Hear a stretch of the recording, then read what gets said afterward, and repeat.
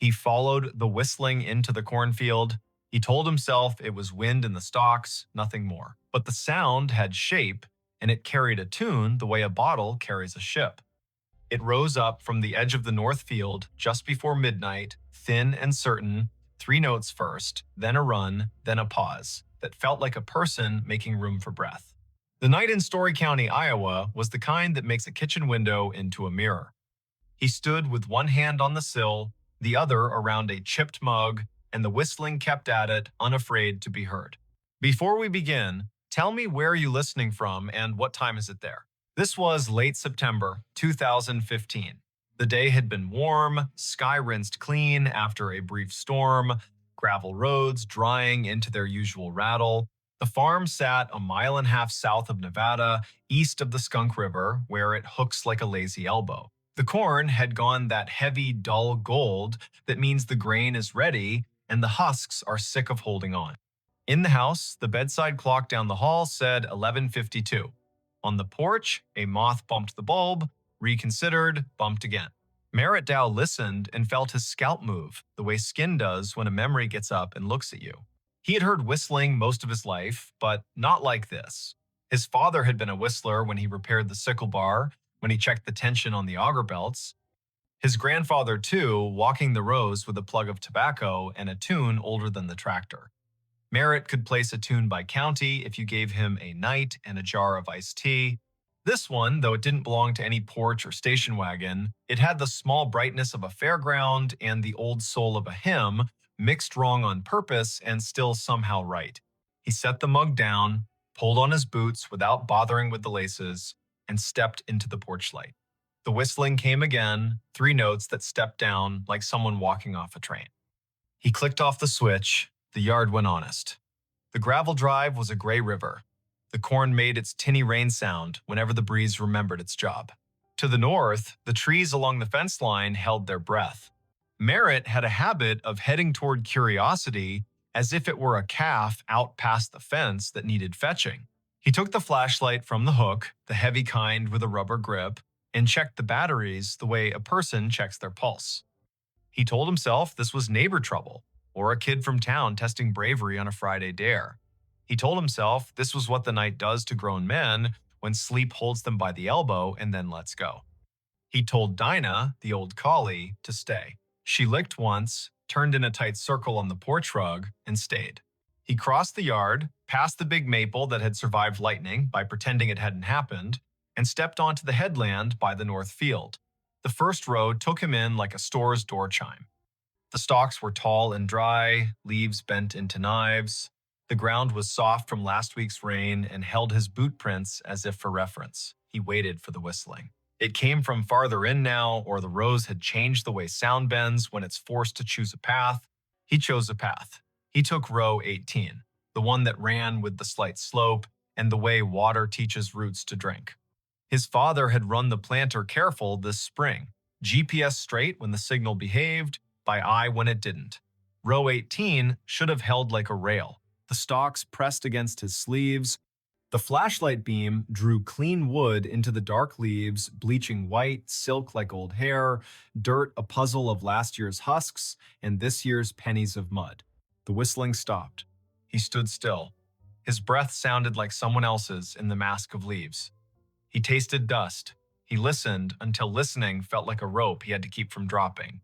Farther north, down toward the low spot by the drainage tile, it started again, only louder, as if the person had turned their head and decided the audience was worth the effort. Merritt moved. 3 rows over, the tram line cut across, a packed strip where the sprayer had gone in June. He took it. The corn arched overhead, leaves flicking his ears. Spiders had slung long theories between stalks. He broke them and apologized in his head. He had walked this ground every day for months, and the ground had said yes like a friend. Tonight, it felt like a cousin, a person who loves you without being sure what to do with you. He reached the low spot. The field dipped and turned its face toward the tile that ran down to the ditch. The air was cooler here, lined with the smell of black earth that keeps secrets for centuries, because that's what it was paid to do. The whistling had gone softer. A trill rose up like someone trying to make light of an apology. Merritt swept the flashlight sideways. The beam caught the blue reflection of something small and glassy. He crouched.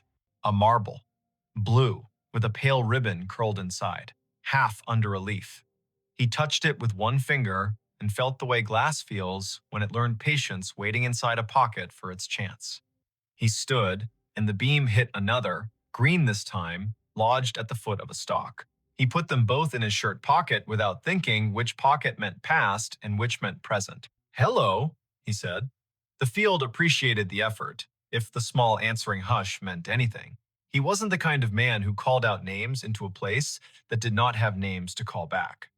He was the kind of man who waited and then took one more step, the way you do with cattle that have decided the gate is optional. He took one more step. The ground had a memory. His boots sank an inch, then two. He pulled up. The mud let go with a sound like a low laugh. The beam found a scuff in the soil that wasn't his. It had rained the day before, a polite rain that brightened the world and left. Tracks should be fresh. This mark had a sharpness to it he didn't like. He aimed the light again. The scuff came to a point. Not deer, not raccoon. A toe of a boot slid sideways and corrected because the body above that boot had decided to remain upright. The field held that story and did not mind telling it. The whistling kept on. It moved east. Merritt moved too, allowing the rows to push him into the old waterway nobody planted because it cost more to argue with a ditch than to go around. He hit the bank and paused. The sound was close enough now to feel the mouth that made it, the slight wet at the end of notes, the breath through teeth. Above the ditch, on the fence line, a scarecrow leaned into the moon like he had been invited. Merritt had dressed him in a flannel shirt in July to keep the birds from laughing outright. Now the shirt's checks looked like an argument. The hat had blown off sometime in August. The stake had a twist in it the way wood does when it was alive and insists on a personality after. The scarecrow whistled. Merritt's body did not move in the way of cartoon men. He did not jump. He did not fling the light so hard the beam went to the stars. He stood, the way a person stands when what he sees insists on being nothing but what it is. He put the light on the scarecrow's painted mouth. The paint was flaked, the smile wrong on purpose. His father's old gloves were nailed to the crosspiece, fingers bent into permanent work. The straw at the neck had learned the shape of wind and refused to unlearn it. The tune came again from behind the scarecrow, clipped by fence wire and field. He played the beam along the fence. This line had been his grandfather's. His father had repaired it across 3 winters, one staple at a time, using a hammer that had bent 100 nails and 100 more. Tonight, a single strand lay loose between posts, a neat cut at shin height made by someone who liked clean work. Beyond the fence, the other place. Neighbors in the country are closer than people in town and farther away. The acreage to the east had belonged to the Kesslers once, then to the bank, then to a man who installed irrigation pivots with a speed that made the county whisper. Then it's Saturday. The pivot circle kept a gargoyle symmetry in the daylight and turned to bones at night. The whistling came from inside that circle, not far, an invitation or a dare. Merritt climbed the fence by habit and dropped into the tall, ragged grass beyond. His flashlight skipped over metal. The pivot tower rose where the corn had been cut early for silage. A ladder led up to a catwalk that had not been used since a summer of drought and cheap diesel. The sky put someone else's stars over everything. Under the ladder sat a cooler the color of a toy, lid askew, ice melted into a cold thought. 2 bottles lay on their sides. The labels had lost interest in staying on. He touched one. The glass was warm, warmer than the air deserved.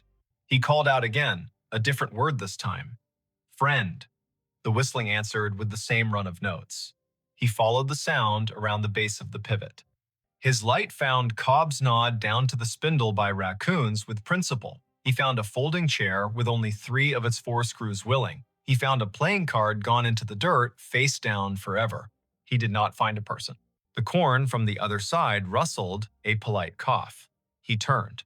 A taller shadow leaned out from where 2 rows had been pushed apart. The flashlight found denim, boots, the hem of a coat cut square. A hand. The skin had the tint of rural men, year-round, sun-washed, wind-scoured. The fingers were long and still. The hand did not wave. "Evening," Merritt said. He stepped closer. The shadow stepped back. The hand slid into the rose, as if hiding from a photograph. The whistling receded down an aisle of stalks, clean and straight as a hallway. He went after it. Later, he would say he never chose to follow, and he would not count that as a lie. The rose insisted. The sound invited. The night did what it always does when a person leaves a safe light and enters a place built to fit bodies only one at a time. It made a mouth and decided whether to swallow or to speak. The field spoke directions in leaves. He followed until the path tried to teach him regret, and his feet refused to be taught. At the heart of the pivot circle, the ground sank another foot. He stumbled once, caught himself against a stalk so dry it cut his palm in a clean straight line. He swore, quietly, with vowels only. The whistling had slowed. It drew out a single note and hung it in the air as if asking him to name it. He named it Unkind. He turned off the flashlight. Dark held him like water does when you slide under and open your eyes. The field went black, then not. The sky had its thin light, the stars arranged their patient omissions. The rows were no longer alleyways, exactly. They were sentences. A breeze moved through and added commas. He stepped forward into a word, then another. The whistling stopped. He waited. He could hear the pivot tower creak, a metal thought adjusting. A truck moved way off on County 18, 3 miles at least. Tires with thick voices, a man's radio too loud in the cab because the night drives its price down for everyone. He waited until the waiting was its own problem. He reached for the flashlight. The beam hit denim again. Close. A shoulder. He yanked the light up and met a face. It was not a face he knew from today. It might have been a face from a photograph under glass at the county fair, past names, eyes poured in. The hat was the wrong cut for now and the right cut for when hats were more than hats. The eyes adjusted to light with the slow patience of a barn cat in a doorway. The mouth held a shape that wasn't a smile and wasn't what comes later. The cheeks were hollowed in, the way working men's cheeks sag when they finally let the day have them. "Don't," the man said, not loud. He lifted one finger the way a teacher does when she'd rather not get stern. "Don't shine." Merritt lowered the beam to the man's chest. The denim had a tag that read, "Kessler in faded thread," as if a mother had stitched it when mud was the usual weather. The man nodded, brief. He put 2 fingers to his mouth and whistled the run again. The notes slid under the leaves and came back altered by straw and distance. "Had to see if you'd come," the man said. He did not offer his name. He did not ask Merritt's. The field did the introductions it believed in. The man tipped his chin toward the north, where the ditch had cut a new curve 2 springs ago, and nobody called the county because sometimes you let water take responsibility for its own choices. "Come on, then." They went up Row, across the tram line, down again. Merritt kept the light aimed at boots and dirt the way you aim swear words when children are sleeping in the next room. The man's hands brushed the tassels as he went, leaving no sound. The field learned him and forgot Merritt in the same breath. They crossed into the neighbor's back 40, and the soil changed, darker and more confident. The rows had more to say here. The whistling would come and go like a small animal, checking the air and disliking it. The man stopped at a patch where the stalks had been storm-bent and then righted themselves out of pride. He crouched, hand out, palm down on top of a flat stone that had no business on this ground. The stone was square. It held an iron ring in one corner. He tapped it. The sound returned like a jar lid. "Used to be a storm door," he said. "For the root cellar. They built the house up there." He flicked his eyes toward where the stars thinned and the silhouette of a ruined chimney picked its teeth on the horizon. "Tornado took it in 54, you know that." Merritt nodded. He had heard the story. The county leaned on that year. It changed the way people believe in roofs.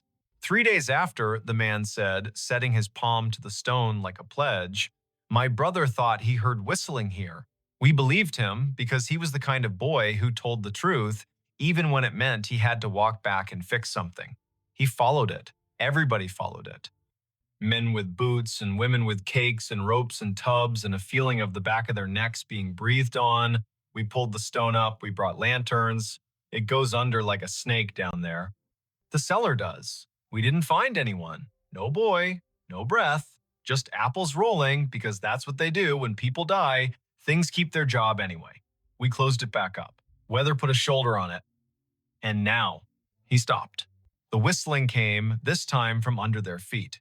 It rose up through the stone like a trick, thin and mean and a little proud, a tune that went square, then wandered off the edge. The iron ring shook against its socket with a burr. Merritt felt the hair along his forearms ask for a vote. Now, the man said, it calls people here when it's time. He put his hand on the ring. I'm tired of it calling people here who are not me. He lifted. It did not rise much. The hinge had rusted itself into religion. The man looked at Merritt, not pleading, exactly, not persuading. He looked like a person offering you the end of a sentence the world has been running too long. Merritt set the flashlight down on its base and got his fingers under the corner. The stone was heavy-hearted, more weight than mass, the kind of weight that comes from being asked to hold back a story. They lifted together. It rose an inch, then two. It settled on a ridge of broken brick. The smell answered before the dark did. Apples, old and bitter, work that had gone on without supervision. Cold earth that had kept promises by crushing them. A draft moved across Merritt's knuckles. It took his body down a list to be sure each part remembered what stand means. The whistling ran up inside the gap and out. It had volume now. It wished it had a throat. It would have stopped if someone had blessed the night right then and said, go on to sleep. No one blessed the night. Merritt and the man held the stone a second longer, then eased it down onto a stick propped like a tired knee. The gap held. The dark inside threw itself at their eyes and bounced back, patient. They did not aim the flashlight in, the man would not have it, and Merritt knew enough to trust someone who belonged to a place this much. They listened instead. The whistling ran its tune twice, then twice again, and each time the final note sagged, as if asking someone to let it lie. Why me? Merritt asked. He wasn't offended by the question. He wanted a reason that could wear a hat. You were the one who heard it honest, the man said. You stayed at the edge of your field as long as you could and still came. Some men run because they want a story to tell about themselves. You came because you wanted to know who to go fetch. Merritt shoved down the part of himself that softened at that. He bent, slid his hand into the gap until his fingertips touched the dirt at the lip. It was cool, the way a basement never loses January. He searched by hand, careful for glass, nothing but pebbles and the slow grind of last century's lessons. The whistling faltered. It shortened itself and became 3 notes, those 3 notes he had heard at the kitchen window, the 3 his father had bent into the radio between ballgame innings, the 3 his grandfather had used to call a dog that never needed calling. He withdrew his hand and stood. The man had his head down, listening as if his bones were the receiving equipment. He began to hum, not the tune, but a harmony low and uninsistent. The whistling slowed. The cellar air came up wetter than before, fouled for a second by something like breath, and then clean. The whistling stopped. They waited a full minute, then another. Merritt counted, slow as if a child in a tent had asked him to promise monsters were on vacation. The ground under the stone was a fact again.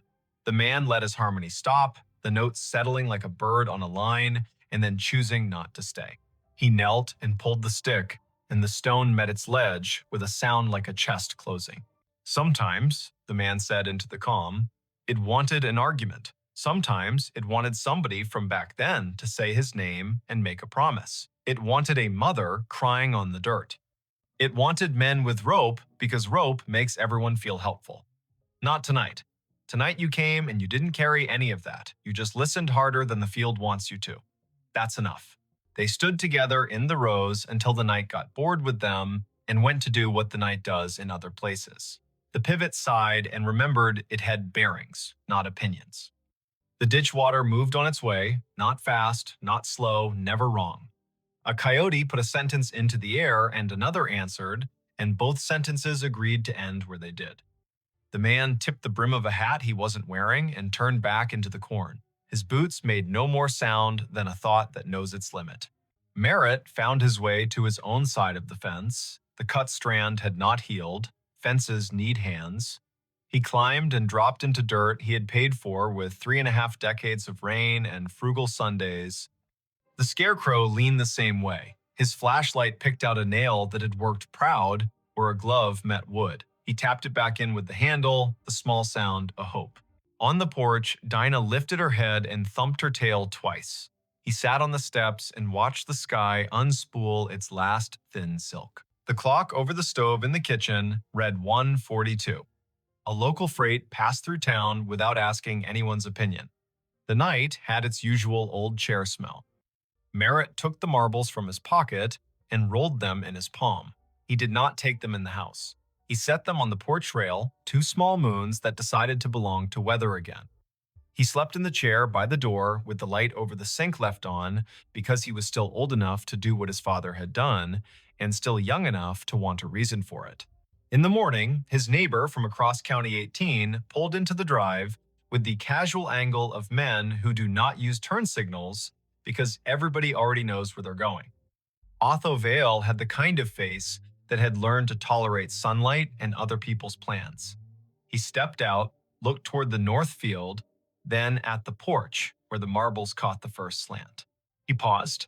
"Thought I heard it last night," Otho said, as if they'd been in the same dream and had already agreed on the parts to keep. "I didn't come. I was afraid if I went, I'd bring the wrong thing with me. You go." "I went," Merritt said. He poured coffee into a cup that had chipped the day his daughter drove away, with her car full and her eyes wider than they had any right to be. He handed the cup down. "There's a stone out there. You know it." Otho nodded. "Been there longer than you and me combined. Some things are a door, and some things are the breath you take before you knock." They sat without sitting, Otho leaning on the post, Merritt half on, half off the iron chair that had belonged to his wife's aunt, and squeaked like the first word of gossip. The morning took the night apart and put it away neatly. The field did what fields do after an event. It pretended nothing had happened and invited you to harvest. By 10, the co-op truck rumbled up, the driver wearing the resigned cheer of a man who deals in averages for a living. Merritt walked the headland with him, pointed at moisture readings that lied slightly, agreed to pretend the numbers were written on a blackboard by someone with authority. He did the work. He did it until the work forgave him for wondering what else he might be supposed to do. That evening, he repaired the fence where the strand had been cut. He pulled it tight and stapled it with his grandfather's hammer because you use the tools that know your hands. He hammered in 3 staples and left one in his pocket so the fence would remember there is always one more job and it can't get cocky. He checked the pivot base out of courtesy to the machine. He replaced nothing. He spoke to no one. The sky went red behind weather stacked to the west, Kansas doing its job of sending clouds as if on purpose. For a week, the field behaved. The wind laid down its sheet music neatly. The coupe truck counted out grain like blessings. He slept at the proper times and did not wake to odd hours with the feeling of someone whistling at the edge of his life. The marbles stayed on the porch rail until a grackle knocked one off and it rolled into the peony bed and took up residence there like a kindness. The other slid into the pocket of his jacket and made friends with a nickel and a screw. On the 9th night, just after the 10 o'clock news told its last hurries, he heard the 3 notes again quiet, like acknowledgement, not summons. He walked out to the north edge and stood with his hands in his jacket, listening. The breeze had a bite, the first hard frost would be soon. He unlocked the gate at the lane and left it open for an hour, for no reason at all anyone else would endorse. He closed it again out of habit and walked back slowly, because a person should walk slowly sometimes or the land will feel cheap. He did not go back to the stone unless the sound asked, and it did not. He did, however, leave a small jar on the porch rail next to where the marbles had Saturday. It held nails, the good kind, old, with heads like pennies. Every day when he came home, he put one in his pocket, and every day when he went out after supper, he took one back to the fence line and put it in a coffee can under the scarecrow's torn shirt. Nobody told him to. He liked the weight exchange. He liked that fences need reminding and that the world is not improved by a man who ignores a slack line because his thoughts are more interesting. October reached both hands across the month and pulled. The trucks came and went. The harvest went well enough that he stopped thinking about what could have been If it had rained 4 more afternoons in August, he slept, he woke. The whistling did not return in any way that made him leave his chair. He began to tell himself he had imagined a portion of it, as a man will do when a thing does not ask for money or apologies. Near Halloween, his daughter called from Cedar Rapids, a night shift at the hospital, voice folded with fatigue and the kind of joy that remembers to leave room for the day. He told her about the fence and the harvest and the brakes squeal on the auger wagon that he had decided to live with until January. He did not tell her about the cellar. He would, maybe, when she brought the little boy down for Thanksgiving and they stood by the ditch and talked about frogs like a miracle. He would, maybe, if the field asked them both. In late November, after the last corn went into the bin and the bin talked in its sleep, the county put on its winter color. The field showed ribs, the ditch showed its honest bottom. The wind took one of the scarecrow's gloves, and Merritt did not replace it because some things are beautiful at half done. He walked every line of his ground one afternoon with the sun low and the temperature willing. At the fence, by the pivot circle, under the coffee can where he had been giving the fence its nails, he found a small thing. A train ticket for a child, maybe, not used. Edges scrolled by, damp and patience. The print read, Nevada to Ames, 2 bits. He turned it over. On the back, someone had written 3 notes the way some people know and others never will, little ovals marching up and down a ladder of lines. The ink had migrated slightly into the paper, the way memories do in older heads. He put the ticket in his pocket with the nickel and the screw and the marble that had refused the peony bed. He looked toward the stone without moving his face much, because a person does not want to give a field reason to brag. He said thank you into his jacket as if the cloth were a helper. He walked home. Winter did what it does. It scoured the county down to the essentials. It made the roads into suggestions and the kitchen into a chapel. It put the sound of the furnace into his bones and the number of snow shovels in the garage into a bigger argument than necessary. The whistling came once or twice in a blow that turned the mailbox into a hooded thing, and when it did, he stood at the window and let it be. The way you let a neighbor sing one verse of a song you only half like because he is your neighbor, and you hope the reverse is also true. When spring returned, hesitant and then reckless, he walked out to the stone once in daylight. He stood there like a person does when he's about to open a letter he has already read. He put his hand on the iron ring, and the ring chose not to move. He felt only cool metal and the idea of a door. He said the name of the boy he thought must have once practiced whistling there, not loud, not soft. He thanked the man with the Kessler tag for nothing and for everything. He went home and planted, because that is the part of the story a farm writes to remind itself the ending belongs to the ground and the beginning belongs to the same. If you ever hear 3 notes carry clean from a field at midnight, and you are the kind of person who can tell the difference between wind and a message, remember this. The first step into the rose is a promise. Don't make it if you intend to perform yourself for the dark. Bring only your boots, your breath, and your willingness to be the person who will go fetch, not the person who will tell about fetching. Don't shine your light straight into old places unless someone who belongs to them asks you to. Lay your hand flat on what needs closing. When a tune that has wandered too long finds its last note, let it. When a door that has been heavy learns again how to rest, do not hire that door for different work. There are states where cornfields wear their ghosts like belts. There are ditches whose water knows the names people set into it. There are stones that have been held down by weather and held up by stories. There are men who can whistle and men who cannot, and both kinds do well if they listen. And sometimes, in a county that owes as much to wind as to family, a man with a flashlight and an old dog asleep on the porch will follow a tune into the rose and come back, having left something that doesn't need his hands anymore. When he sits down again, the chair will squeak in the key the field prefers. The kitchen clock will softly argue with the refrigerator about seconds. The night will soften him on its slow wheel. The next day, someone will wave on County 18 without lifting a hand, and the answer will come back exactly right. And somewhere beyond the line where 2 quarters meet under a fence, a stone will find it easier to be a stone because 2 men lifted it once, together, and then set it down the way the land asked. The babysitter's last text. Who's upstairs? The text came at 9:58 on a wet Friday in early November, the screen lighting the dim kitchen of a craftsman house on Maple Ridge Avenue in the town of Larkspur, Pennsylvania. The babysitter had written only 3 words, spaced as if she had to force her thumbs to move. Who's upstairs?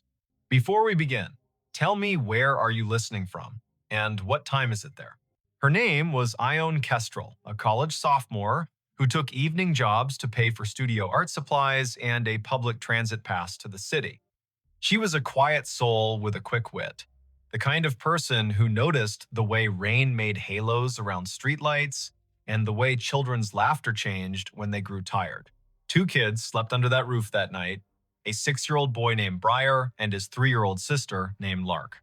Their parents, Rowan and Maeve Harrow, had left at 7:15 for an anniversary dinner at a restaurant by the river. The year, if you need to understand the way phones hummed and doorbell cameras watched, was 2019. The house at 42 Maple Ridge was one of those old American stories, built in wood and memory, a deep porch with a swing that complained just enough to be charming, oak floors that spoke out loud when the humidity changed, crown molding thick as a picture frame. At the back, a narrow staircase rose from the mudroom to a short landing, and then up again into the second floor where the bedrooms sat in a row like well-behaved children. At the top of the main stairs, there was a crawl space door that had once led to a linen closet and now led to a barely insulated wedge of attic, hot in summer and sharp with cold in winter, the kind of door that makes a welcome thud when it closes and an unwelcome thud when it doesn't. Before the Harrows left, they did all the small, loving rituals. Maeve set out a plate of sliced apples, a bowl of popcorn, and a note that read, "Help yourself to anything except the scotch." Rowan pointed to the thermostat and said the heat pumps kick on if the temperature dips. Fancy house, but the bones are stubborn. He smiled at Ione in the doorway, hair damp from the drizzle, denim jacket dotted with rain. Text us if the storm knocks the power out. Text us if the kids wake and ask for the song about the lighthouse. Text us even if you think it'll make us look overprotective. It won't. At 7:30, the children were bathed, pajamaed, and nestled into beds that smelled faintly of line-dried sheets. Ione read the lighthouse song twice, and the little girl fell asleep with a hand on the brother's shoulder, a tether strong enough to hold a moon in place. At 8, the dishwasher hummed its modest lullaby. At 8:20, the rain came harder, dropping like a handful of pebbles thrown by a polite intruder. At 8:42, the doorbell camera pinged, announcing a raccoon with ambitions. Ione's phone ticked with messages from a group chat, small bursts of jokes and memes. She answered 2 and then set the phone face down, because she had promised herself she would be the kind of sitter who watched and listened. She put a kettle on. She chose a mug with a hairline crack because hairline cracks reminded her of river maps. She stood at the back window and watched the alley, where a single streetlight blew a cone of yellow onto the wet blacktop like a candle someone had forgotten to snuff. At 9:21, a floorboard spoke upstairs. It was not the sound of a child rolling over and not the polite pop of wood releasing humidity. It was a stepped-on sound, slow and weight-bearing, forward and then a tiny, deliberate back. Ione took one breath, then another. The kettle clicked off. The house returned to its normal choir. She checked the baby monitor screen. 2 small forms slept. The greenish night vision painting dreams onto their faces. She told herself she knew old houses. She told herself wind can make timber say things it doesn't mean. At 9:36, the sound came again, above the kitchen this time, in the hallway between the children's rooms. One step and another. A long pause. Then the faintest scrape, as if someone had scuffed a shoe and then, embarrassed by the sound, tried to rub it out with the sole. The kind of scrape that turns the air thin. Ione lifted the house phone from its cradle because old houses carry old phones like relics. No dial tone because this was 2019 and the landline was a costume. She put it back and picked up her cell. No missed call, no alert from the doorbell camera. She opened the parent's contact, hovered, did not press. First, she would look, she would be careful. She would not give Rowan and Maeve a reason to race home on wet roads unless there was a reason. She climbed the back stairs because they felt less like a stage. Each step was shallow and careful. The rain softened to a hiss. Her breath became a guest she had to host with manners. At the landing, the air grew cooler. She could see down the short hall into the little boy's room, the lighthouse nightlight casting a steerable arc of white. She could see the girl's room door nearly closed, just enough to make a crescent, the way some children like it. She could also see the crawlspace door at the top of the main stairs. It was closed, latch turned. That mattered more than it should have. She waited. Sometimes the house wants to know if you have patience. Sometimes it will reward you with silence. Sometimes it will not. There was a third sound, not a footfall this time, but a breath. Not hers. Not a child's soft, open-mouth exhale, but the kind of breath that pauses at the end like it is tasting the air. It came from the darkness beyond the crawlspace door, except the door was shut. Ione felt the tiny hairs along her forearms confess themselves to fear. She stepped into the boy's room. He slept with his mouth open just a little, lower lip shiny. Good. She stepped to the girl's room. Little Lark had turned onto her stomach, stuffed rabbit tucked under her chin. Good. When Ione moved back into the hall, her eyes caught something at the far end where the light thinned. A strand of damp hair lay across the floorboards, faint as a pencil mark, a single narrow ribbon that did not belong to either child. It glistened. She knelt without thinking and picked it up. Cold. Clean. Long enough to belong to someone grown. She stood up too quickly and steadied herself with a hand on the wall. Her palm pressed into a nail head that had been painted over and sanded down so smooth it felt like a coin. She thought the oddest thought then. If I press that nail in, will the crawlspace door open by itself? She smiled at herself because fear makes even introverts dramatic in their own skulls. She returned to the back stairs, slow and exact, and only when she reached the fourth step from the bottom did she glance at her phone. The time read 9:58. The text she sent herself, as if letting the words exist outside her head could make them smaller, was only 3 words. Who's upstairs? She meant to send it to Rowan, she meant to send it to Maeve, she meant the message as a half-joke with a serious underlayer. But the thumb that had learned to move fast learned the wrong dance. It went to her friend in the group chat, and by the time she realized, the message had already become a tiny flare in half a dozen pockets around town. Her friend replied with, "What are you doing?" and also joking, right? And also put them on speaker. Ione did not reply. She set the phone on the counter face up this time. She took the largest knife from the drawer and then immediately put it back because knives are not courage and courage is not noise. She chose instead a heavy flashlight from the mudroom shelf, the kind that doubles as a hammer. She clicked it on. The beam carved a clean white tunnel along the baseboards. She moved to the bottom of the main staircase now, because if fear wants you to circle, wisdom wants you to cross. The newel post was worn as a handshake, family photographs climbed the wall. A wedding photograph near the bottom showed Rowan in a blue suit and Maeve in a dress with sleeves that looked like light. Higher up, a picture of Briar in a lion costume, nap-flattened mane, grinning with the sincerity only a 6-year-old can manage. Above that, near the top, a framed landscape.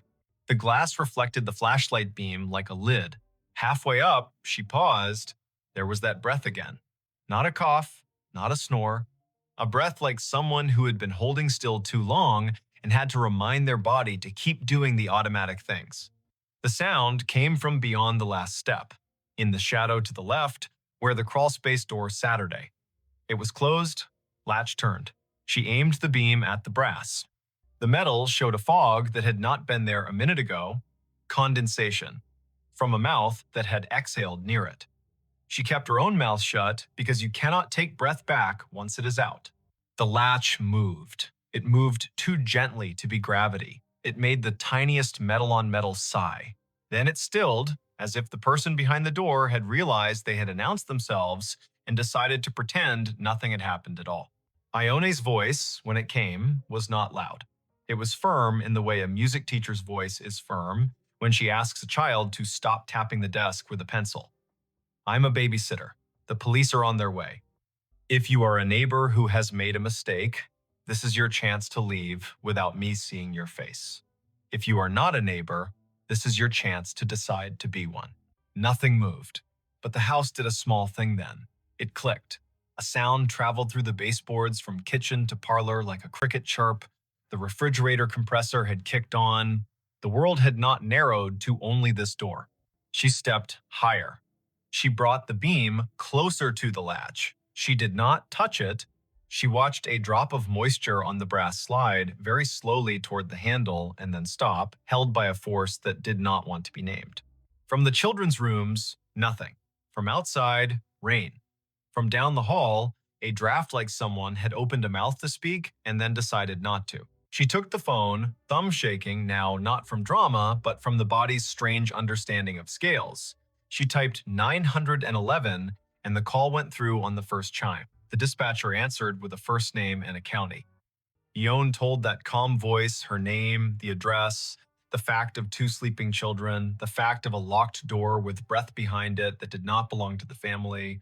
The voice said, "Officers are on the way." The voice said, "Stay on the line." The voice said, "Do not open the door." So she did not. She watched it the way you watch a stage when you know the performer is already in the wings. She told the dispatcher every small thing she saw. The latch is fogged. The brass is pitted near the screw head. The paint around the jamb is chipped the way it chips when someone tries to open a door with a butter knife. The dispatcher asked about the kids, and she told her about the Lighthouse song because sometimes the answer to a safety question is a story that proves you are paying attention. It took 6 minutes for the first cruiser to roll into the alley, though those 6 minutes ran long like string you cannot find the end of. 2 officers climbed the porch steps, rang the bell softly out of habit, then tried the knob and announced themselves. Ione walked down the main stairs, not taking her eyes from the crawlspace door, unlatched the front door, and stepped back quickly so the officers could enter. Their names were Officer Tamsin Dupre and Officer Hal Moran. They were young enough to still wear the job like a coat borrowed from a bigger relative, and old enough to know when to keep their weapons holstered because children were sleeping. Ione pointed. The hall was framed now by their bodies and the yellow hallway light and the cleaner light of the flashlight. Officer Dupre nodded, raised a hand to let silence accumulate, and then approached the door with a slowness that reminded Ione of a conductor raising a baton before the first downbeat. Dupre put 2 fingers lightly on the latch and did not move it. She bent, eye to the thin seam between door and jamb. She inhaled. She did not exhale for a count of 3. Then she did, a controlled tide. She mouthed one word to Moran. There. Moran moved with that cop-slow speed that reads as kindness until it becomes a tackle. He positioned himself on the knob side. Dupre took the hinge side. They counted without sound. Moran turned the knob and pulled. The door did not open. Dupre drove her shoulder low into the panel, and the old wood decided to be new and gave with a crack that sounded like an ankle breaking far away. The space beyond was small, angled, cluttered, with things families save because they carry stories in them. A fan with no blade, a suitcase with travel stickers that meant Paris had existed once for someone in this house. 3 plastic bins of children's clothes marked in black marker, a broken chair that had not given up, and a person, folded into the angle between floor and pitch, knees under chin, face turned away from the light, hands empty and ready to lie about it. Dupre said, "Do not move." Moran said, "Show me your hands." The person did not show their hands. They lifted their left shoulder like someone about to stand in a narrow coffin, and then realized there was no way to both stand and not be seen. They kept their face turned. A smell came from the small hot space that was not attic smell. It was sweat and wool and rain and a cologne Ione could not name but would recognize for years in crowds and feel a short-lived lightening in her spine. The person finally shifted enough for the light to catch their cheekbone. Smooth, young, the jawline of someone who still believes they can sneak back to the version of themselves that did not make this choice. Dupree reached. The person flinched, then stilled. Moran took the wrists, quick. Plastic cuffs clicked, and Saturday. The person whispered one word so fast and so quiet, it sounded like a sound and not a word. Please. There are nights when a house rearranges what you know about it. There are nights when law and luck arrive at the same time and dress alike so you cannot tell who deserves the thank you. There are nights when children sleep through the loudest noises and wake to the softest ones. Briar woke when Officer Dupre gently asked Ione if the boy had a favorite song she could sing while they stepped this stranger past his doorway and into a world that would be, for the stranger, smaller and heavier. Ione sang the lighthouse song, the boy rolled over, the girl sniffed twice, and then reclaimed her rabbit. The name given at the kitchen table later, with the cuffs off and the hands folded around a paper cup of tap water, was Corin Vale. He was 22, a barback at a music venue downtown, a part-time mover for a storage company on the edge of town, a person whose landlord had changed the lock that very afternoon because rent was late again, and who had wandered past the Harrow's house just after 9, watching rain stencil shadows on the porch. He said the front porch light was off, that the back alley light was the kind that made him nervous because it buzzed. He said he had once done a job in this very house, moving boxes after Maeve's mother passed, that he knew the crawlspace door did not always latch if you pushed too hard. He said all this in a way that sounded like memorized lines. Officer Moran left for a minute and returned with a small bag-tagged chain of custody. Inside, a multi-tool with a narrow flathead blade that would fit under a painted jam and lever it without much damage, a pair of cheap cotton gloves, damp, a folded postcard someone had intended to mail, featuring a lighthouse on the coast of Maine, and a note written in pencil that read, "We are well, love you, see you in December." The postcard had not been addressed yet. Corin looked at the lighthouse as if it had insulted him. "Why?" Officer Dupre asked. "Are you in a crawl space with a multi-tool?" Corin said he wanted to get out of the rain. He said he saw the back door wasn't fully latched. He said he knocked and no one answered. He said he stepped inside to be out of the weather. He said he heard children and then realized he had made a mistake and was trying to hide until he could unmake it. He said he had not gone near the bedrooms. He said he had not taken anything. He said most lies are just a breath away from the truth if you hold the breath long enough. The doorbell camera proved he had never rung. The back door, which Ione had locked after the raccoon, had not been forced, which meant the multi-tool had met the strike plate and learned a new way to talk. The thin condensation on the latch proved his face had been inches from the brass, as if he were listening through metal to weigh his chances. The damp hair on the hallway floor did not match Ione or the children. It matched Corin. The officers did not say poetry out loud, but sometimes evidence makes a poem whether or not you want it. Rowan and Maeve arrived at 10:28, windblown and wet, faces open with fear, and then with the specific relief parents make when they count the number of children and find the number unchanged. Maeve thanked Ione, then thanked Officer Dupre, then thanked the kettle for existing because it gave her hands something to do. Rowan walked to the base of the main stairs and looked up at the crawlspace door and put his hand on the newel post like a man greeting an old friend and apologized under his breath to the house for not knowing it needed him tonight. The rain slowed, the streetlight outside defined every leaf as if auditioning them for a brighter job. Corin Vale sat at the kitchen table and looked smaller and then larger and then smaller again, the way a person does when they realize they have chosen a story they cannot revise.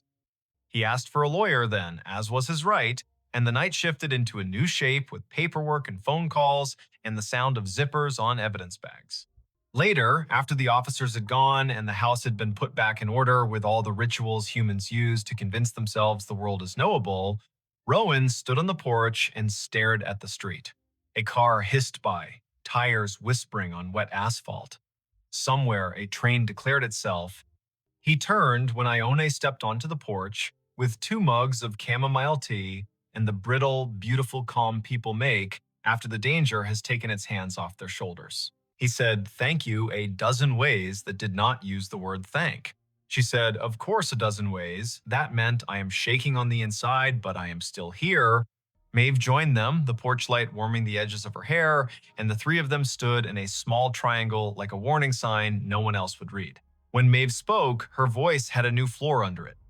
We will change the locks. We will reinforce that door. We will move the postcard basket. We will install a sensor that turns on a light at the slightest motion. We will do the things that let us sleep. Ione nodded and did not say that sleep would come with its own sounds now. The sound of a breath behind a door. The sound of a latch fogging. The sound of a floorboard speaking the truth.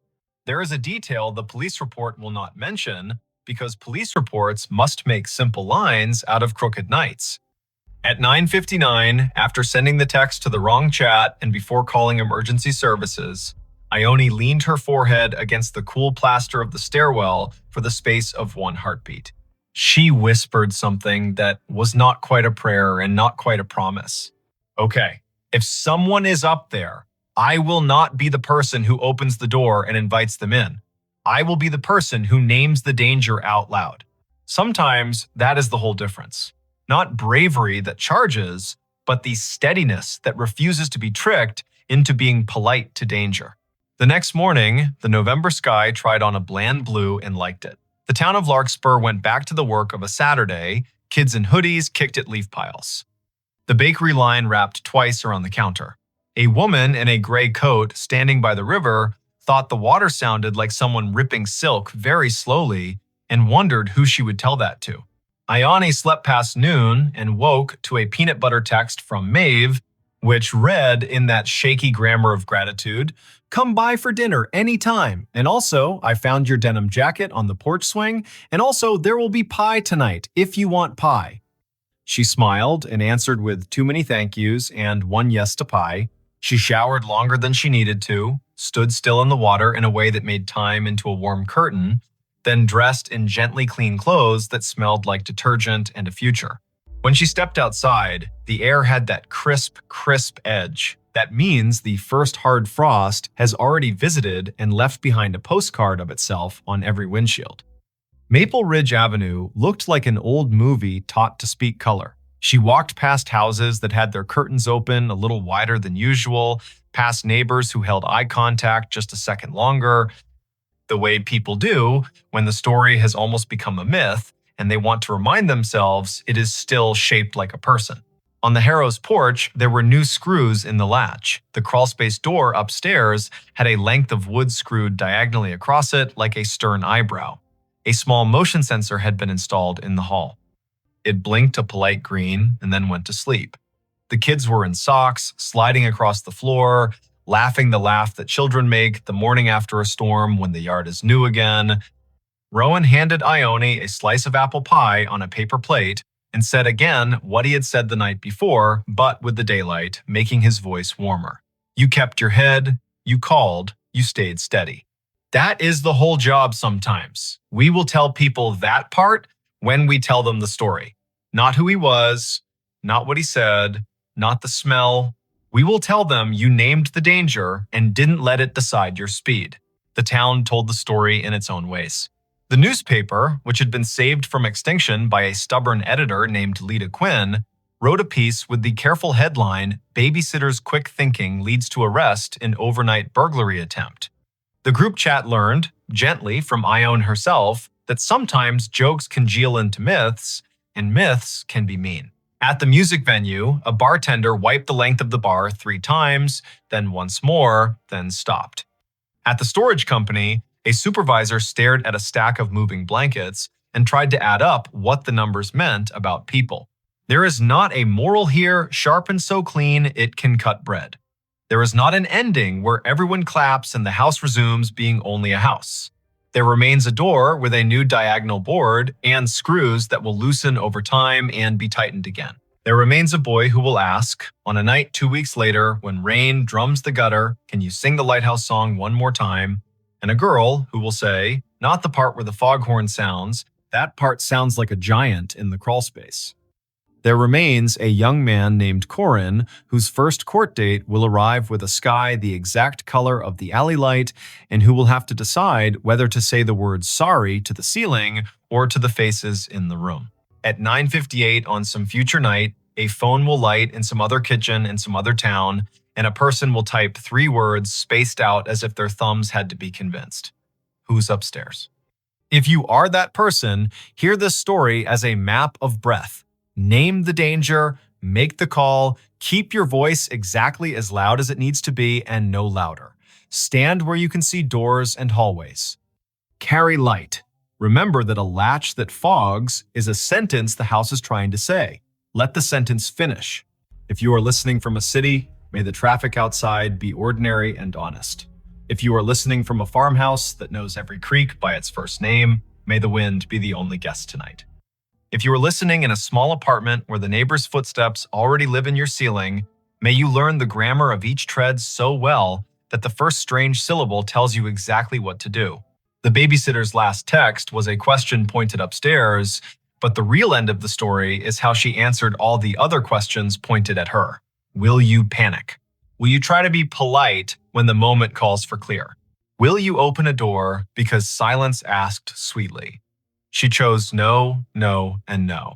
She chose the shape of a steady voice on a thin line. She chose to be the reason the house could go back to being only wood and memory. Some nights, when she passes the harrows by chance and the porch swing is still, she hears only the rain and the river, and that is enough.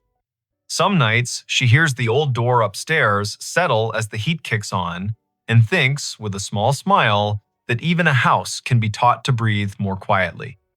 And on the better nights, every window along Maple Ridge holds a square of light cut, perfect as a fresh slice of pie, and the street keeps its watch, and the children sleep so deep the world could rewrite its rules, and they would wake to the new rules fresh and ready to be memorized.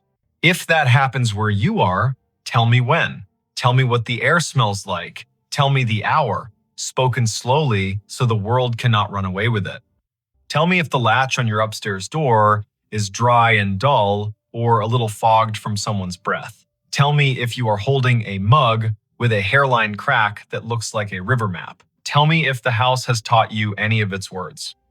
And if your phone lights at 9:58 and the message reads as simple and terrible as a knock, remember the kitchen in Larkspur and the steady girl in the denim jacket, and say out loud to no one and to everyone, not tonight, not on my watch, not in this house.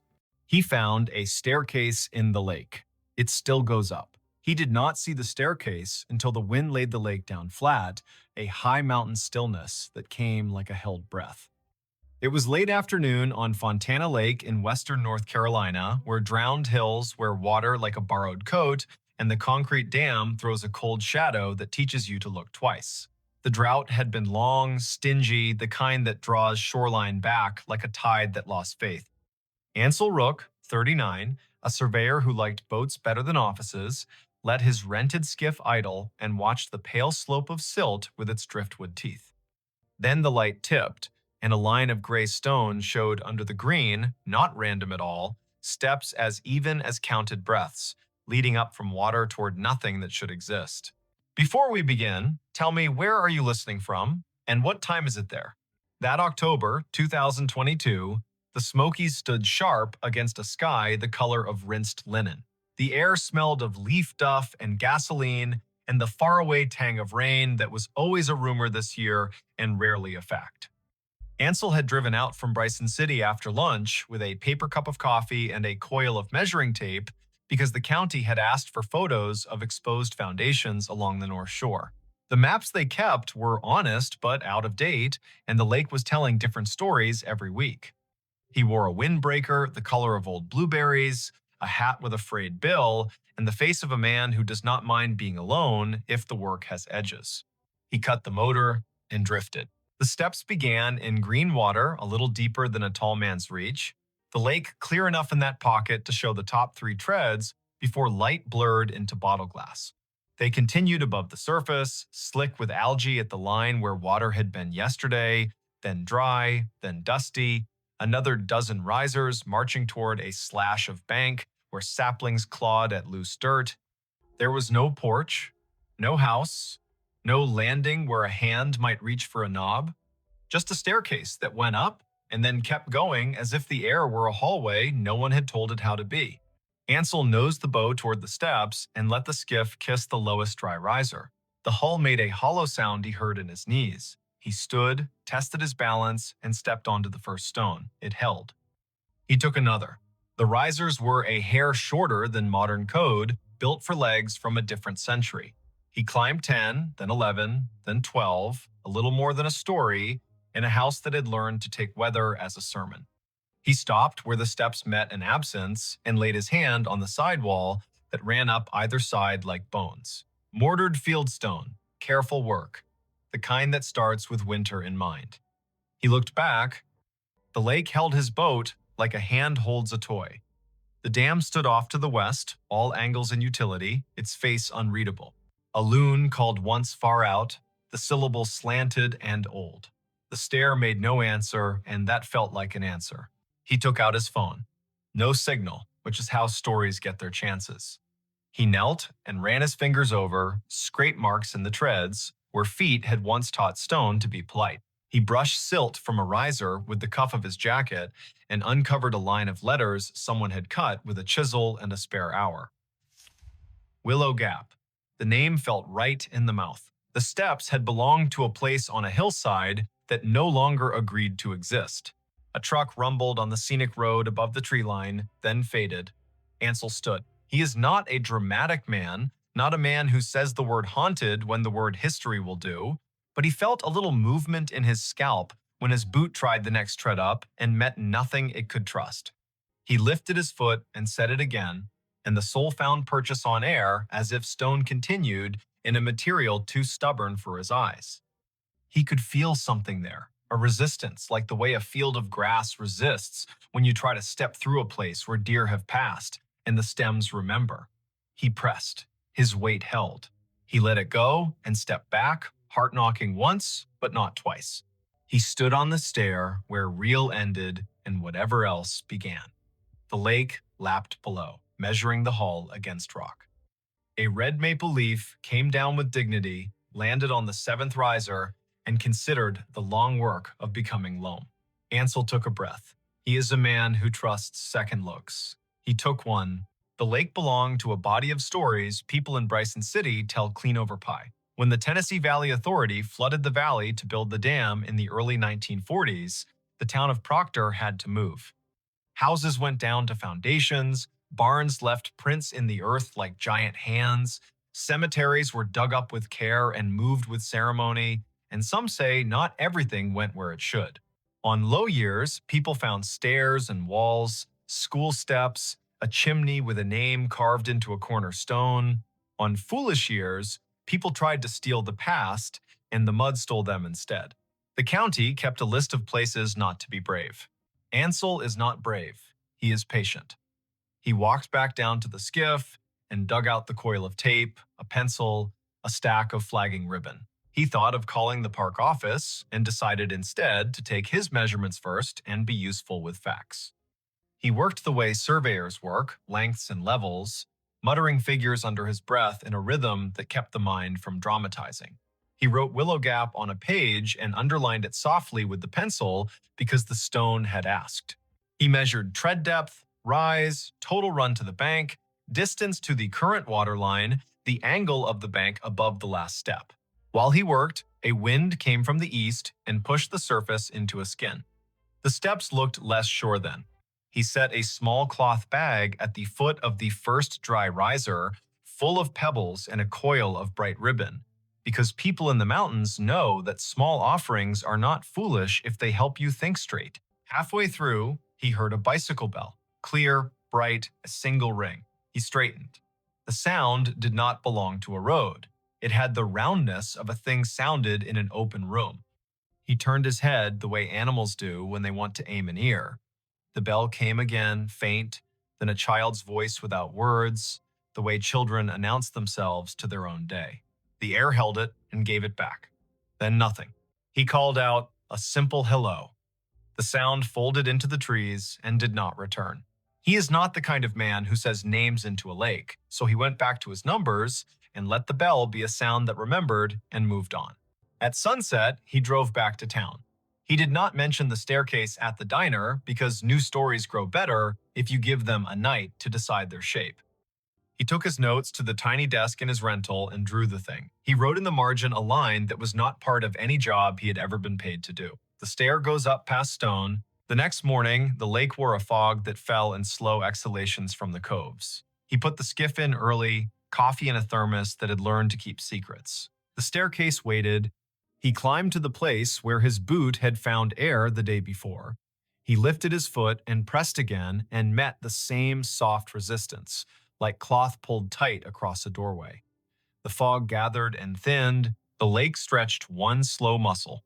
He set his palm out where a banister would be if someone had considered such things. His fingers tingled with the small current that passes through the body at the exact moment a man tells himself he will try something and believes himself. He raised his knee and stepped onto what was not there. The foot held, he set the other. He stood an inch above the last stone and felt a dizzy smile crawl across his face as if he had been younger once and forgotten how to be. He took another. The air had weight where the step ought to be. He felt it through the rubber of his boot, a density that said, I am not stone and I am not stone. He climbed 3 steps in air and stopped because he is not brave. Breath is a kind of data. He took it in. The fog thinned. The stair under nothing led to a landing that the mind made, whether or not the world did. He imagined a door where the sky was, just to see if the imagination would draw a knob. It did not. He stepped back, down onto the good stone, and laughed once, quietly, pointedly, the way you tell yourself you are still a person whose days have jobs in them. On the 3rd day, he brought someone. Ansel is careful about who he invites into something he cannot name. He called Lucienne Pike, 61, who ran the little historical society in town with the energy of a river in March. She wore a quilted vest and a wool cap and the kind of boots women earn by living here. She brought pastries because facts get hungry and people are nicer when their hands are busy. She listened while he told it. She did not interrupt. She asked one question with her head tilted like a dog hearing a violin. Does it go up? It goes up, he said. They went out together. The skiff felt lightly ridiculous under the weight of their care. The morning did the few small things it always does before it remembers it is in charge. The staircase was there, gray in the light, patient as a broom left leaning against a wall you forgot to keep. Lucienne reached the 2nd riser and stopped, and with an odd humility, put her palm to the wall so the stone might recognize her. She climbed to the place where air had learned a job. He watched her foot commit and hold. She gave him a look he will carry to his last morning. It had the quiet of a person who has been right about something important or wrong about something important and is making room for either result. She climbed one more and stopped. She did not push. She is not greedy. She came back down. Back in town, she made them tea in the society's office, which smelled of paper and lemon oil. She opened a ledger that had belonged to a church over the ridge that no longer stood. She turned pages until the binding sighed and laid flat, and then she tapped a finger next to a line written in a hand that had cared very much about straightness. Willow Gap Homestead, Brysonside. Stair and porch built by M. Garvey, 1931. Stepstones gifted by Applin sisters. She traced the names like a kind of blessing. People give names so the ground will keep them without bitterness, she said. Ansel told her about the bicycle bell, about the child voice that had no words. She nodded once, an economy that could hold an encyclopedia behind it. They found a photo in a folder of houses drowned to make the dam, a woman in a light summer dress halfway up a stair with a baby at her hip, and a boy of about 6 sitting on the landing with a tin pail, watching the photographer with straight seriousness. The steps were the same, the wall the same, the angle of the hillside the same, the lake not yet there to argue. Lucienne tapped a pencil against the margin of the picture and said the thing that opened the room. My grandmother told me she saw the army men come to measure in 38. She said a man from Willow Gap told them he would build his stair to the sky if it meant the water would have to think twice. She said he whistled while he worked, and his boy rode a bicycle so fast it learned the curve of the road and kept taking it when the road turned into a path and the path turned into a trail and the trail turned into someone's memory of a trail. She smiled with one side of her face. I think you found where the whistling goes.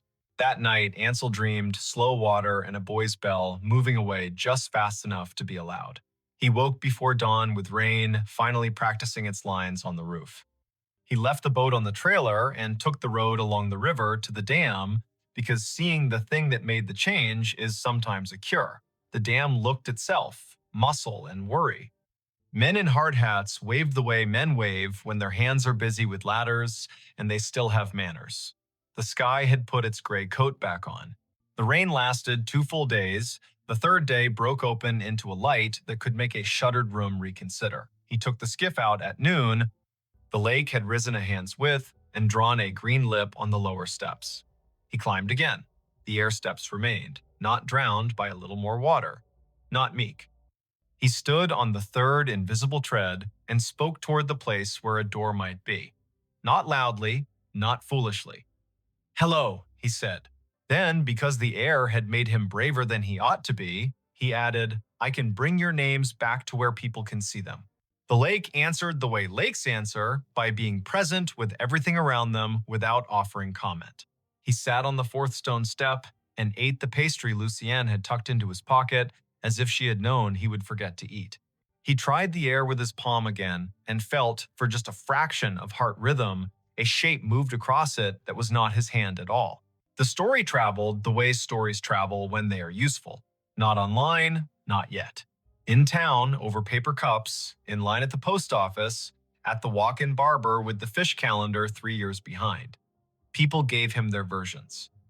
A woman who remembered a man who remembered seeing a parade of porches floating like rafts past the bend when the first flood came. An old man with a face like a woodcut who said he used to fish off a stone stair when his father was alive, and that if you whistled the tune that man used, you could make the bobber nod. A teacher who had kept a box of rail spikes and marbles found on low years and said she would clean them and bring them by the society office so Lucienne could have them or pretend not to want them like she always did. In late October, with 2 hard frosts behind them, the county asked Ansel to guide a ranger and a structural engineer to the site. They went out in a John boat that carried its own echo. The ranger was a woman named Haynes who wore the park's green like a promise and carried the weight of a radio the way people carry their father's ideas. The engineer was a man with a gentle way of touching old things before speaking ill of them. They stood on the 5th stone step and looked up the ladder of air and did not mock it. The ranger wrote in a book. The engineer crouched and set a level on the 2nd tread and laughed once softly when the bubble centered itself as if the past knew about precision. Haynes asked the question, "Stories have to survive. Is it dangerous?" Ansel shrugged in a way that held 3 chapters. "It is dangerous the way memory is dangerous," he said. "It makes people want to keep climbing. It is dangerous the way stairs are when you forget you have a body with limits. It is not dangerous the way an alligator is, or a bar fight." They set 3 stakes in the bank and tied flagging ribbon between, a line that told people who had to approach that someone else had been wise before them. Haynes asked for a sign, the simple kind that reads caution and does not attempt poetry. Ansel offered to come and keep an eye some afternoons when he had work nearby. She wrote his cell number in her book and tucked the pencil behind her ear in a way his mother would have liked. In early November, a fog rolled in low and forgot to leave. The lake became a page erased and written over, erased again. School buses turned their lights on at noon. The mountain that wears the dam as a decoration hid its fine line. Ansel kept away because the fog makes men do things they forgive themselves for later, and a man ought to reduce his opportunities for forgiveness if he can. On the first clear morning after, he went out early and found 2 objects on the 4th stone step that could not have gotten there by falling. A bicycle bell, rusted but round, the striker frozen in a kind of kindness, and a tin pail, the exact wrong size for anything useful, dented where a boy might have clapped it to make the sound bigger. He touched neither. He sat down. He greeted them with his breath in line, the way you greet animals that have decided to be near you. At 10, Lucienne arrived with a thermos and 2 paper cups and the sort of force field that keeps good men from doing dumb things for no reason. She looked at the bell and the pail and did not pretend not to see them. She took photos that did not flatter the light and said the names in the ledger once: Lowe, Garvey, Applin, Willow Gap. She did not say a boy. She did not say a child. She put her hand on the sidewall and looked up the line of air with the plain candor of someone who has shored up more shelves than emotions and understands both. "You can coax a story," she said, "but not yank it. Take the bell to town. Leave the pail here for another day. We will see what the lake thinks of compromise." He took the bell gently, wrapped it in a handkerchief he had never found much use for before, and pocketed it like a chosen stone. Back at the office, Lucien set it next to a photograph and a typed card. Bicycle Bell recovered from Willow Gap Stair, fall of 22, likely pre-flood artifact. On the card, a second line in pencil for people who read too fast. The stair goes up. In the second week of December, with the mountains blue as a bruise and the wind deciding to be cruel to make up for lost time, Ansel went out one last day before the holidays. He brought a crowbar because he had promised himself he would not bring a crowbar until the story invited one. He did not need it. The pail had sat, then vanished, then returned, then sat again with a rock in it, a little smaller than a fist. He took the rock out and saw in the bottom of the pail, scratched by some patient hand or the work of a nail held at an angle, 3 words: "Open in summer." He laughed out loud then. So loudly, a pair of ducks took off in a panic and told other ducks about him for an hour. He looked up at the sky, which had forgotten him to tend to larger business. He put the pail back on the step. He told it, with what dignity he could muster, that he would. Winter happened the way winter happens down there. One day, the lake wore a shell of rime like a dare. The next day, it rained hard as coins. Ansel worked a road job in the next county and came home tired to soup and a radio with the news that would not stop wishing it were better. He sent Lucien postcards from 2 counties over with sketches of culverts no one needed, and she mailed him back photocopies of ledger pages with red pencil underlines that made more sense than his own arrows. By late June, the water had climbed enough to lick at the 3rd riser and cover the 1st. The air above the invisible steps still felt like fabric pulled tight by a careful hand. School let out, and visitors came with coolers and the need to float and forget. Haynes put the sign back up twice. Ansel sat on the 8th stone step more than once and told people kindly that there was nothing up there for them unless they had time to spare and patience to listen. A few listened, most did not. No one fell, which felt like a policy. On a hot Monday, when thunderheads built tall and polite to the south and forgot to arrive, he took the pail and set it in his lap and used the crowbar not as a pry, but as a weight. He eased the thin tin sides apart where they had been pinched back over the lip like a secret. Inside, he found folded oilcloth, soft as a worn glove. Inside that, a photograph no larger than his palm, and a strip of paper with a line that looked like a prayer until he read it, and it felt like a list. The photograph showed the stair as it had been before the lake, the woman in summer dress and the baby at her hip, and the boy with the pail, sitting with a seriousness that has no word in English. The man who must be M. Garvey stood 2 steps down, hat in hand, as if introducing the stairs to whoever had the camera. Behind them, the ridge wore its trees in a confidence the mountains teach. On the back, in careful letters, someone had written, "So you remember how we looked when the water was a rumor." The strip of paper held one long sentence. When they came with clipboards, he whistled the tune about willow leaves and said he'd build the stair to the sky because steps are a kind of truth, and the water would have to climb over the truth if it wanted to drown the house. There were names then, 3, the kind that drop out of families and get picked up by strangers who treat them right. He folded the strip back into the oilcloth and put all of it into the pail and set it on the step, because the story belonged to the stair more than it belonged to him. In August, a lightning storm chewed on the dam and left it as it had found it. In September, a girl with a blue braid and a polka dot dress climbed the real stone steps and stood at the place where air did its work and played a penny whistle softly, 3 notes, and then a run. Her grandmother sat on the 2nd step and wiped her cheeks with a tissue she pretended was for sweat. Lucien watched from the bank with a composure she had purchased fairly over years of deciding when to speak and when to file. Haynes wrote a note in her book that read in an unsentimental hand, "Leave space here." The last time Ansel went before the rains came back for real, he climbed onto the 3rd invisible tread and set his palm out at the height of a child's head. He did not feel breath. He felt pressure. A small, exact pressure like the world confirming a measurement you would have sworn was off by just enough to drive you mad. He closed his eyes and saw the boy on the landing with the pail and the bell. He saw a woman take the last 2 steps at a practical pace, baby on hip. He saw a man look out at a hillside that had just become a lake and refused to let the stair be anything but stairs. He opened his eyes, and the lake went on being a lake. There is not a larger lesson he can give you from this, except the one he wrote in the margin of his notebook after the second week, a sentence he did not quite understand then and understands in the small of his back now. Not everything drowned.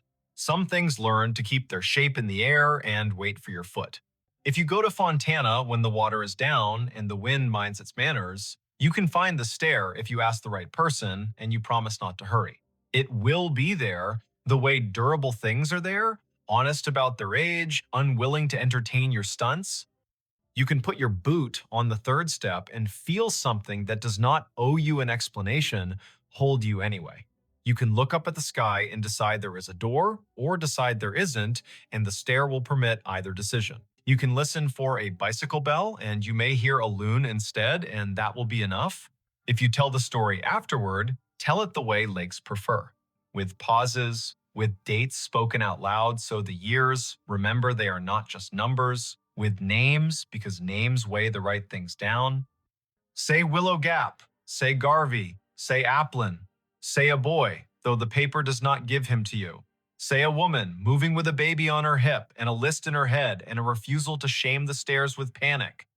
Say a man who whistled a leaf tune and believed in steps the way people believe in scripture, not as decoration, but as an instruction on how to move the body when the body wants to quit.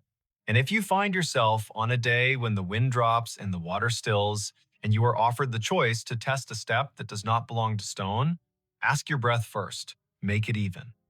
Set your palm where a rail would be. Put your weight down like a promise. If it holds, climb one and stop.